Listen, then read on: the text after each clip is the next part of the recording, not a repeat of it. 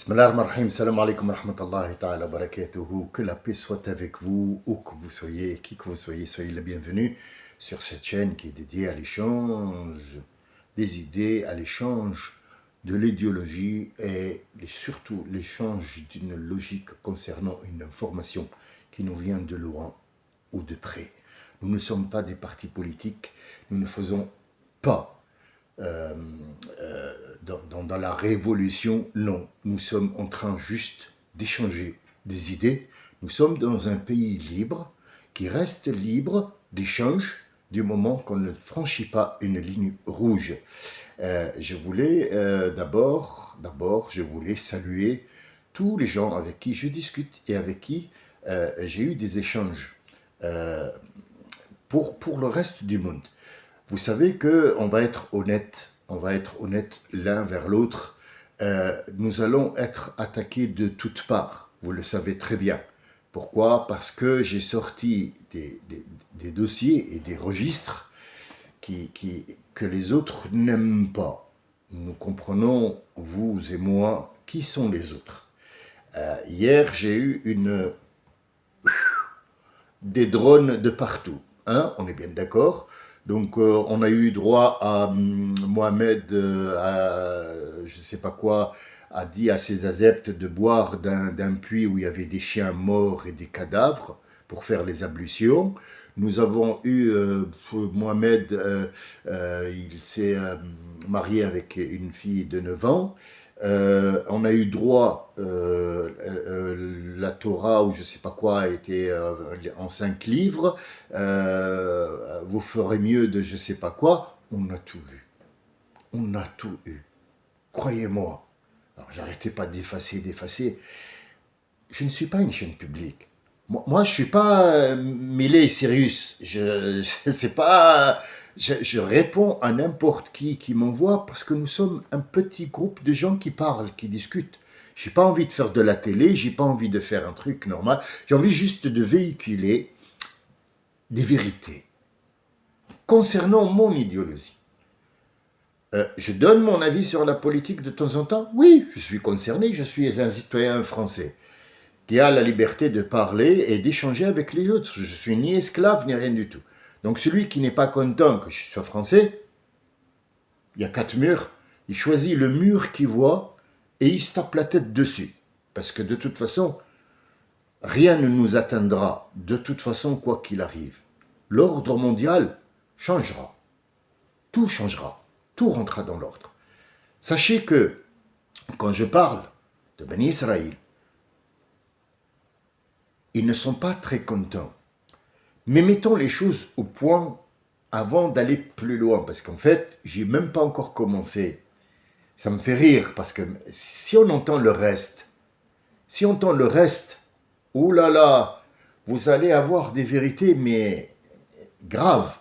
Donc, je sais qu'il y a des gens qui vont nous attaquer. C'est clair, c'est net. Enfin, vous, non, mais moi, oui.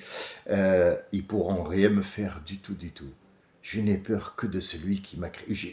Je crains sa colère. Je n'ai pas peur de lui, je l'aime. Moi, j'aime Dieu, mais je crains sa colère.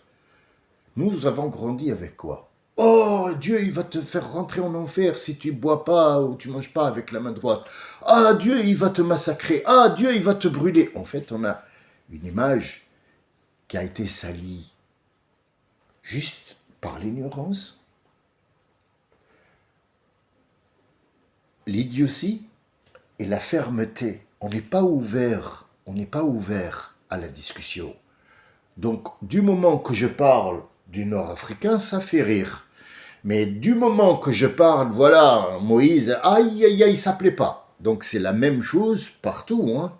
Je ne suis pas le seul, peut-être que je ne serai pas le dernier. Mais disons qu'on a grandi avec une idée que Dieu, il faut avoir peur. Non. Dieu, c'est la beauté extrême. Quand je dis extrême, c'est qu'on ne peut pas imaginer la beauté. Il n'y a rien qu'à voir sa création. Excusez-moi, mais un lion de mer qui est néfaste pour les récifs, c'est une sorte de rascasse qui prolifère dans les eaux et elle va contribuer à l'effacement d'énormément d'espèces. Elle n'a pas été créée comme ça. On l'appelle le poisson lion. Mais il est d'une beauté. Mais il est d'une beauté. Mais c'est gravissime. Si vous vous rendez compte à côté de quoi vous passez, c'est grave. C'est grave de ne pas voir des sortes de méduses au fond de la mer. Et je vous dis ça par expérience. J'étais plongeur des mineurs, je suis allé jusqu'à 60. Malheureusement, mon état se tensait. Bon, j'ai fait l'idiot. Voilà, j'ai pris beaucoup d'azote et alhamdoulilah, j'en suis sorti avec la grâce de Dieu. Ça va, sinon je serais handicapé. J'ai pris énormément d'azote en m'aventurant au-delà de ma capacité parce que je voulais vite comprendre des choses. Et croyez-moi, voyons une méduse qui s'allume toute seule au fond de l'eau et qui a une forme bizarre, mais elle est vivante. Excuse-moi, ça ne te laisse pas de marbre. On est bien d'accord, sauf l'idiot qui ne voit rien. Tout simplement. Donc, pourquoi je vous raconte ça? Parce que ces vérités-là, ils veulent absolument les mettre au fond de l'eau pour que vous ne les voyez pas. Ça ne les arrange pas qu'on parle d'eux comme ça. Mais, comme je vous ai dit tout à l'heure, il faut mettre les choses, les remettre en place. Il y a des gens qui vont rentrer au paradis et qui sont de Bani Israël, beaucoup, énormément. Mais ils ne sont pas avec Mohammed. Mais quel est le rapport? Allah subhanahu wa ta'ala aime les croyants. Les musulmans, c'est eux qui ont la responsabilité de dire aux autres. Voilà la différence. Il y a eu un peuple qui a été élu, aimé par Dieu, protégé par Dieu, mais ils ont fait des crasses. Est-ce qu'on parle de la populace en entier? Non. Nous parlons toujours d'une généralité et non pas individuellement. Il y a des gens qui ont suivi Moïse et qui n'ont pas été avec les autres groupes. Ils rentreront de toute façon, c'est une promesse de Dieu, pas de moi. Moi, je n'en sais rien qui rentre, qui ne rentre pas. Mais il y a des musulmans qui ne rentreront jamais. Et oui, musulman, il est né musulman, avec des parents musulmans, il a grandi avec l'idée que Allah, je sais pas quoi, mais il ne rentrera jamais au paradis. Jamais de la vie, parce que il a touché à une ligne rouge. Les lignes ont été tracées par Dieu. Il a dit « Tilka hudud Allah » Ce sont les limites qu'il ne faut pas dépasser. Si tu dépasses, je m'en fous de qui tu es. Est-ce que celui qui a dit à son enfant, attention, Dieu, il va te punir, tu vas aller en enfer si tu mens. Est-ce qu'il a dépassé les limites? Oui. Pourquoi? Pas parce qu'il a donné une idée sur Dieu, comme quoi Dieu est le méchant qui va tuer tout le monde et qui va brûler tout le monde. C'est l'idée qu'il véhicule. C'est ça l'idée. Donc le gamin, il ne va plus vouloir aller. Il ne va pas pouvoir aller au-delà de cette idée-là que son père ou sa mère lui a mis en tête. Attention, parce que Dieu, il va te brûler. Il lui a pas dit, Dieu, il est beau, viens le voir. Et puis après, si tu mens, fais attention parce qu'il pourrait te punir quand même, hein, si tu mens. Parce que le mensonge, c'est pas bien. Hein. Parce que déjà, avant même que Dieu te punisse, le mensonge, tu vas enduire les gens en erreur, quelque chose comme ça. Il n'y a pas cette discussion chez les Nord-Africains. Et il n'y a pas eu cette discussion chez aussi les Arabes d'avant, comme par exemple le Chem, tout le Moyen-Orient où tout s'est passé. Toutes les gens, tous les prophètes sont passés par là. C'est pour ça que c'est un endroit stratégique et très important. Tout commence par là et tout finira par là. Je sais que vous avez l'impression que je divague et je raconte un petit peu par là, un petit peu par là. Non. En fait, tout est relié. Si vous remettez une fois encore l'enregistrement en place, vous verrez que ce que je dis est relié entre. Nous allons avoir beaucoup d'attaques. Ces idées-là, il ne faut pas que je les dise parce que si je les dis, je deviens un ennemi public. Troisièmement, je n'ai pas le droit de vous dire, ici on vous a menti, et ici on vous a menti. Même si vous n'êtes pas attaqué par les autres, vous serez attaqué par les autres, vous allez être attaqué par les vôtres, qui ne veulent pas que ces réalités se font. Pourquoi on a des imams nuls, des imams fabriqués, on appelle ça? Parce qu'en fait, ils se transmettent les directives qui ont été mises par le Zaytouna ou par le truc. Je vais faire la relation avec une chose qui n'a rien à voir avec notre histoire, Moïse, ce qu'on appelle l'enclave. Maintenant, l'enclave, le mot, ils le prennent pour le pape et le machin, mais l'enclave, c'est en fait ce Moyen-Orient où tout s'est passé. Donc, c'est important de savoir que tout se passe là et tout finira là. Tout le reste, c'est du décor. La Russie, les Perses, les machins, en fait, c'est une pression où on doit vivre dedans, tout simplement. C'est clair, c'est net, c'est très précis. Maintenant, vous voyez, par exemple, ils veulent faire sortir Gaza, ils veulent faire fuir les gens. Alors, on ne vous a pas attaqué, d'accord? On ne vous a pas attaqué, mais on ne vous laissera pas manger. دخلت امرأة إلى النار من أجل الهجرة. Je vous explique tout de suite. Une femme est entrée en enfer pour un chat. Pourquoi? Dans toute sa vie, dans les 50 ans qu'elle a vécu, il n'y a rien qui a été bon, juste elle rentre pour un chat? Oui. Pourquoi? Parce que ce qu'elle a fait était odieux. Donc elle pourra vivre 100 ans, 200 ans pour réparer ce qu'elle a fait, elle ne pourra pas. Elle a pris un chat, elle ne l'a pas nourri, et elle ne l'a pas laissé aller se nourrir tout seul. Donc ce qu'elle a fait, elle a dépassé les limites que Dieu lui a mis. Tu as pris un chat? D'accord. Non, c'est ton droit, tu fais ce que tu veux. Je t'ai mis dans cette vie-là pour jouer un rôle. Tu as laissé ton rôle et tu es allé faire autre chose. Le génétique? Ah oui, je t'ai laissé, je t'ai donné de la science. Mais tu es allé jouer à Dieu. Tu as voulu devenir Dieu. Or, c'est une chose que tu ne peux pas. Donc, ce que tu as fait des gens qui sont handicapés, tu as fait des gens qui sont mal formés, tu as fait des gens qui vont être malheureux et qui vont semer le malheur partout. Et ce qui arrive maintenant?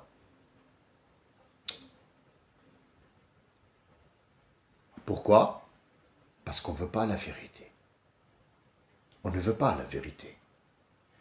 Vous savez, hier j'ai dit à Driss, un ami à moi, que j'ai reçu le matériel nécessaire. Et effectivement, hein, il est bel et bien là, vous voyez, tout le matériel est là. Le souci, c'est que, est-ce que on a vraiment besoin d'un micro pour dire une vérité? Est-ce qu'on a besoin vraiment de faire le joli pour être vrai? Vous savez, tout ça, ça implique quoi? Ça implique que tu rentres dans un domaine où tu vas être forcé de rajouter. Un micro ne va pas tout seul, il faut la lumière. Une fois qu'on a la lumière, il faut absolument isoler les murs. Une fois qu'on a isolé les murs, on ne fait plus, on ne travaille plus. On ne va plus faire quoi que ce soit, on va faire que ça. Et un jour, qu'est-ce qu'on va faire? Eh ben, on va vous dites, il ne faut pas dire ça, il faut dire ça. Il ne faut pas dire ça, il faut dire ça. Donc, en fait, on est prisonnier de ce que nous fabriquons. On est prisonnier de ce qu'on dit. Je vais vous dire un autre truc aussi. Notre prophète, il a dit, ce que tu dis reviendra. Personne n'a compris. Confirmé par 4 personnes. Ce que tu dis reviendra. Et chacun de nous, c'est le reste du hadith, et chacun de nous porte un petit peu de son nom. Comment expliquer ça? Comment expliquer ça? Bon, c'est pas du Coran, mais c'est le prophète qui a parlé. Le prophète ne parle pas dans le vide. Le prophète ne parle pas dans le vide. Qu'est-ce que ça veut dire? Ce que tu dis reviendra. Vous avez tous entendu parler de la loi de l'attraction. Cette loi de l'attraction fait en sorte que ce que tu désires revient, va au cosmos. Nous parlons de la loi d'attraction, comment elle est perçue par les Occidentaux qui l'ont découvert. Alors, est-ce qu'ils l'ont découvert? Non. Honnêtement, ils n'ont rien découvert du tout. Ils ont regardé, ils ont mélangé, ils ont dit, ah bah tiens, pourquoi? Bah parce que ça existe dans les évangiles, et ça existe dans la Torah, et ça existe aussi depuis que le temps est temps. Prenons par exemple une balle de tennis, peu importe, quelque chose qui rebondit.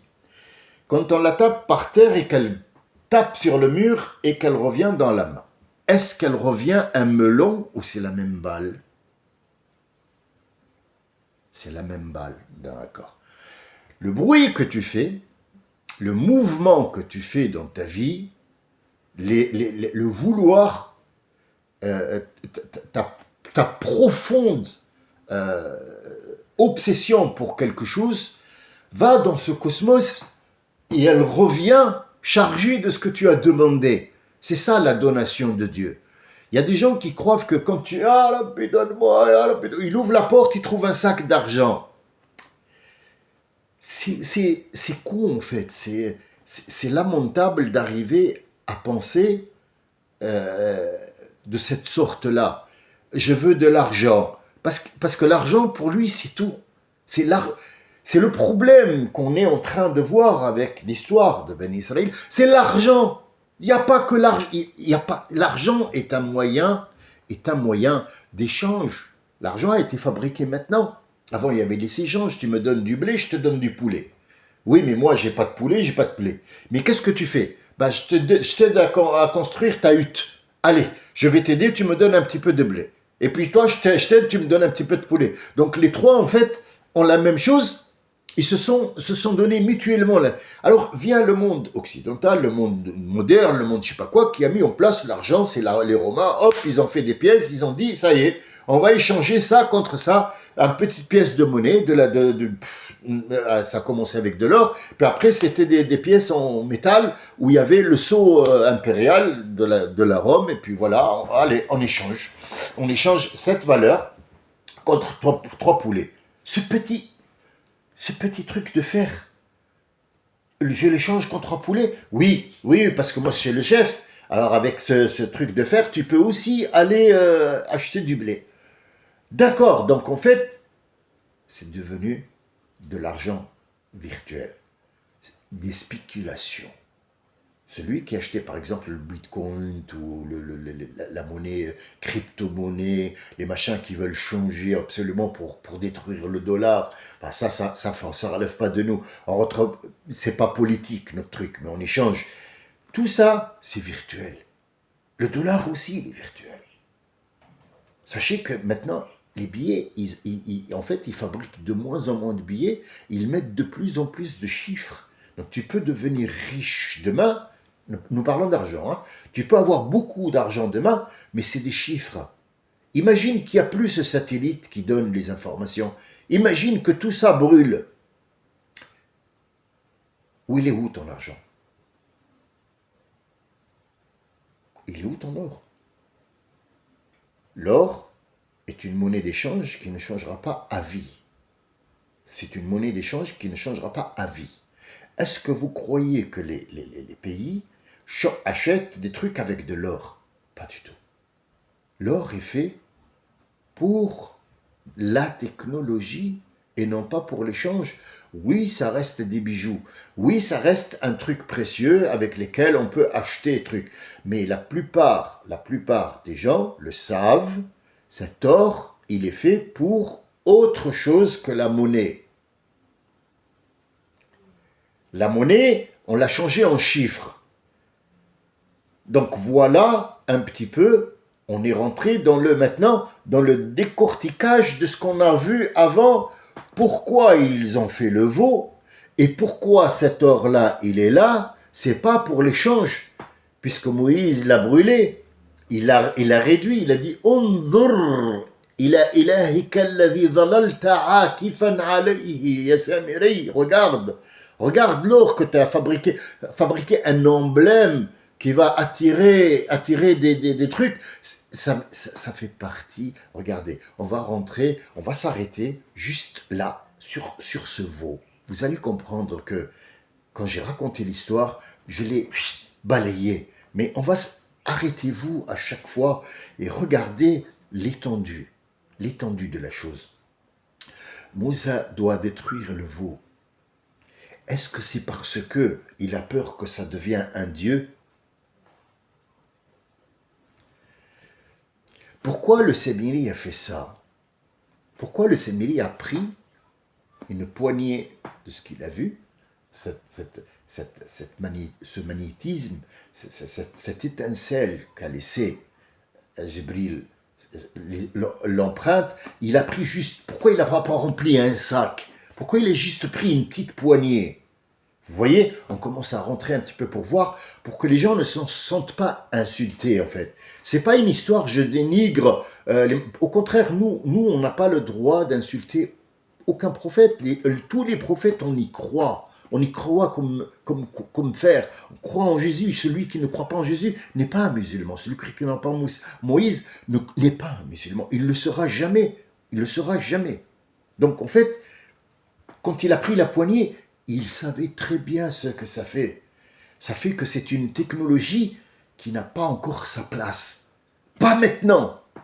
Il n'y a pas d'émission et de récepteur maintenant. Donc Moïse doit intercepter ça. Et il doit absolument le détruire et le rejeter dans l'eau parce que c'est pas le moment d'inventer ça. C'est pas le moment d'inventer un téléphone ou un truc informatique ou électronique qui fonctionne avec l'or. Pas maintenant. Il le sait, Moïse. Il le sait. Et c'est pour ça que Moïse, un jour, on n'est pas encore arrivé là, mais il a dit, moi je suis celui qui sait tout. Il n'a même pas terminé le ou de tout.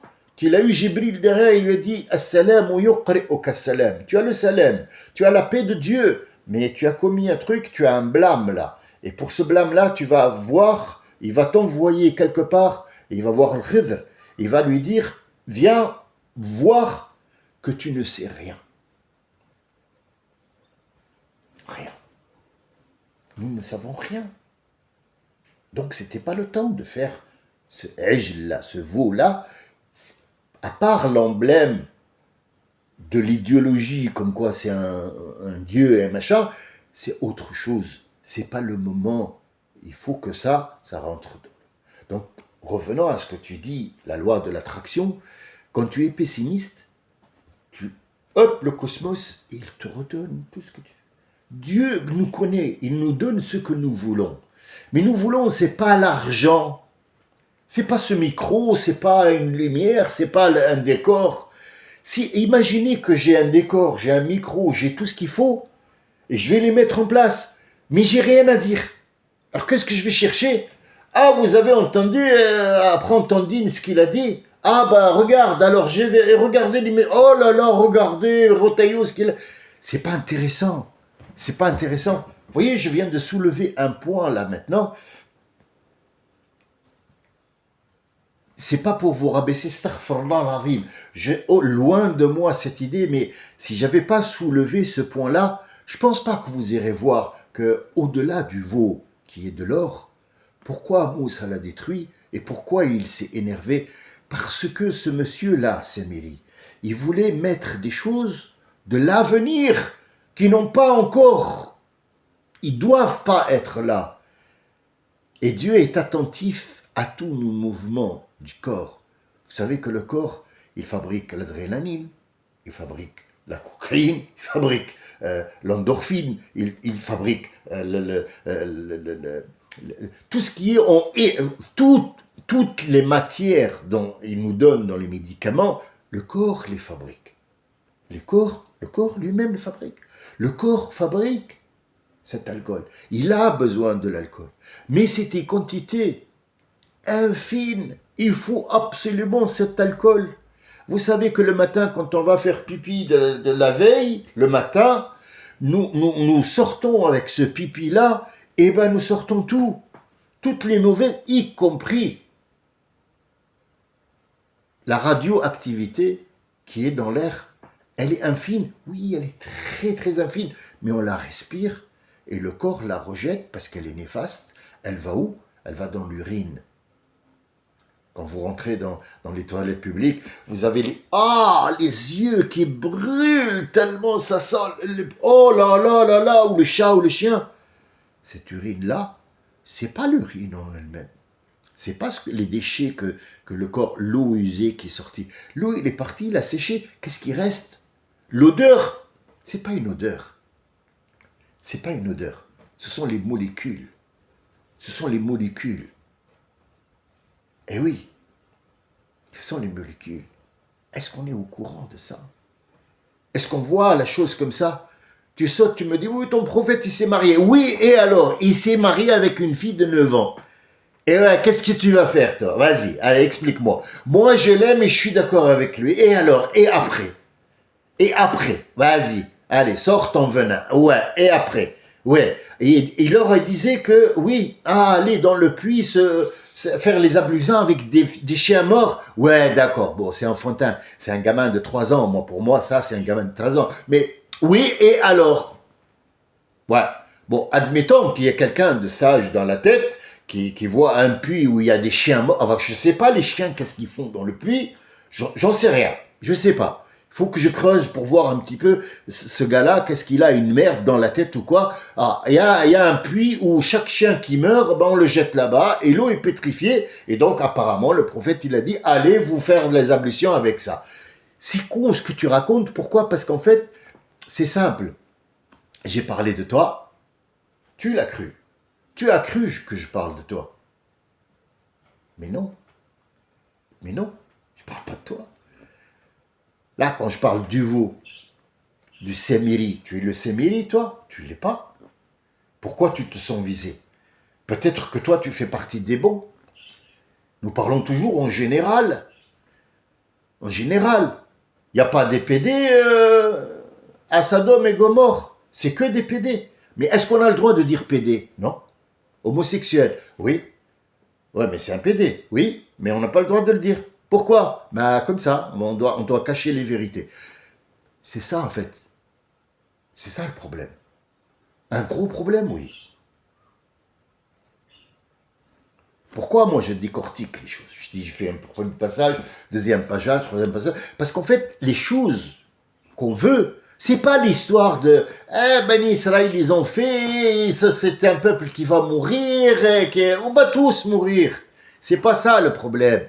Le problème, c'est que les gestes et ces crasses qui ont été faites, ils ont été faites pour un truc très spécial qu'on vit maintenant, qui doit vivre maintenant cette technologie. Et encore, l'être humain va encore fabriquer des choses avec cet or. Il va découvrir que cet or n'est pas de la terre.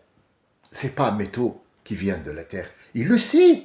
L'être humain le sait. Enfin, l'être humain, vous voyez, regardez, je parle de la généralité. Est-ce que mon voisin le sait? Je ne crois pas. Mon voisin, il a quoi, 65 ans, il sait pas, il a dit, je sais pas, j'ai travaillé toute ma vie dans la peinture, je sais pas de quoi tu me parles. Donc en fait, nous parlons toujours d'une généralité. Quand quelqu'un fabrique un téléphone, celui qui va fabriquer, celui qui a créé, qui a mis en place les pièces, il a dit, tiens, ça c'est un téléphone.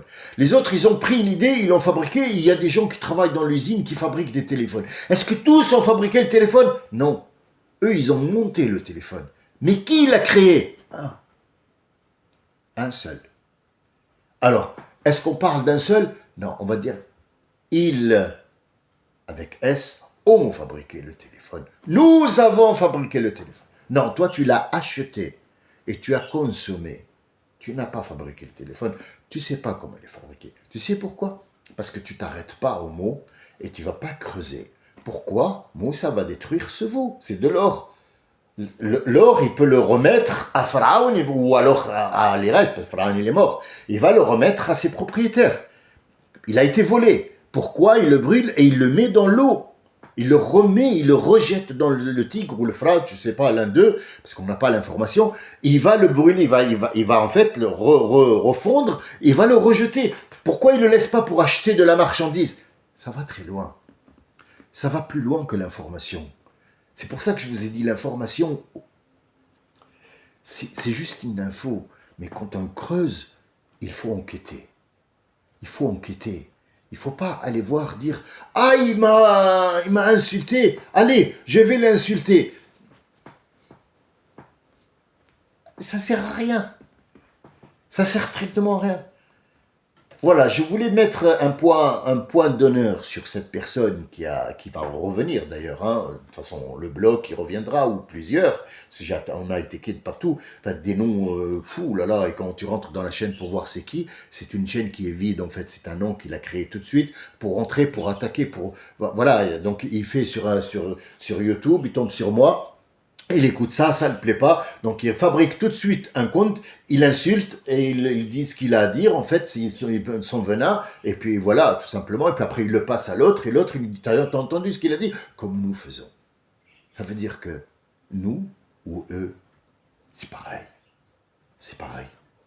Ce que je vous demande, c'est d'aller creuser l'information. Avant de continuer, c'est bien, raconter des histoires sur les prophètes, machin, truc, c'est bien, ça fait chaud au cœur. Mais si on creuse pas, on ne sait pas pourquoi, on n'a pas l'information. Donc 30 minutes, c'est beaucoup, je sais, mais il fallait que je dise tout ça ce matin, parce qu'en fait, je vais reprendre ce qu'il faut. On a eu l'information, on va voir quelle représente cet or. Que représente Jbril, que représente Samiri, que représente-t-elle pour que les gens ne se sentent pas visés? Moi, je ne vise aucune personne. Vous savez, en Algérie, au Maroc, jusqu'à aujourd'hui, en Tunisie, il y a Djerba qui a été donné aux Juifs, nos frères, des Tunisiens, des Algériens, des Marocains. Personne n'a jamais attaqué un Juif. C'est pas ça le problème. C'est que nous avons une histoire à raconter et on veut voir pourquoi. Pourquoi il y a un Tunisien, pourquoi il y a un Algérien, pourquoi c'est devenu un Saoudien et c'est plus l'Arabie, pourquoi il y a un Occident, pourquoi la Russie ressurgit. Tout ça, ça nous intéresse parce qu'on vit dedans. Et les gens, ils prennent ça comme une attaque. Ce n'est pas une attaque. Ce n'est pas une attaque. C'est juste une façon de voir les choses.